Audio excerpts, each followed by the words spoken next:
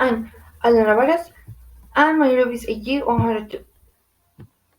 Exploratory research. Exploratory research is responsible for exploring the research topic with different levels of depth. Its objective is not to give the definition and conclusion answer to the research question. It answers questions such as what, why, and how. Exploratory studies tend to fall into two categories: those that make a representative analysis on a new topic, those that propose new ideas or generally new hypotheses about an old topic. When it is applied, this type of research is usually done to study a problem that has not been clear, defining exploratory studies generally create a field for future research. Example: understanding the role of social network studies is an effective channel of a market in communication. Disadvantage: inclusive material research results. Exploratory studies generally qualitative information and the interpretation of this type of information is subject to bias.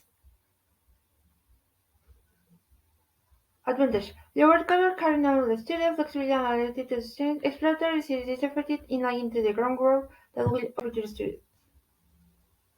Discovery studies. The three main purposes of the research are to describe, explain, and validate the findings. Discovery emergent, application exploration, and separate to organizing findings to find explanation and the test of valid detailed explanation. Descriptive studies can be quantitative or quantitative. When it is applied, only one variable is required to perform discovery study. Discovery studies are closely related to observational. Example: a description of the tobacco use average of teenagers. Advantage: effectivity for analysis on quantified issues and problems, the possibility of observation, the phenomenon occurring in natural and could change in natural environment. Disadvantage: discovery studies can only statistically prove or verify the research problem. Most of the discovery studies are not related to the restoration of nature. Causal research. Causal research is literally to determine the cause underlying a given behavior and to define the cause and effect relationship between different variables to determine how the dependent variable changes with variables in the dependent variable. Advantage: causal research can be the critical role in terms of identifying the reason behind a wide range of process as well as assessing the impacts of change over time process existed.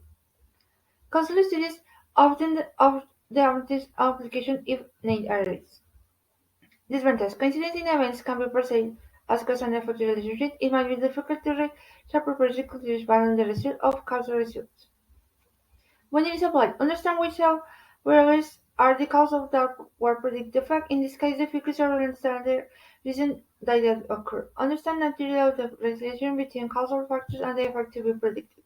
Example: for example, a marketer might want to determine the causal dip in sales.